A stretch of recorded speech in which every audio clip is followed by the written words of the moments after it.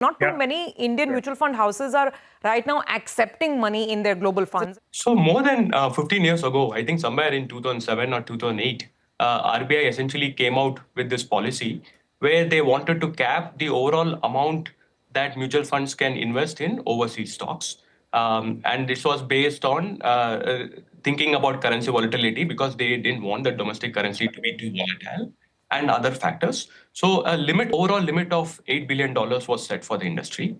That's been the level since then. We haven't actually revised that limit upwards over the last 15 years. International mutual funds remain, very much, subject to their limits that is available. Invest in mutual funds with underlying exposures to U.S. equities or global indices, right?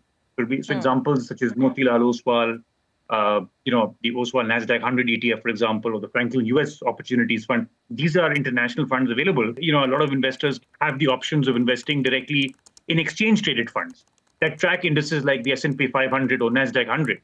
And these are broad market exposures at lower costs, which is an important point we noted.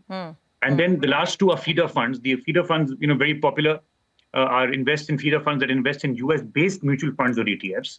And it's for simplicity, it's based in INR-based transactions, low entry barriers, simplified taxation compared to direct US investments.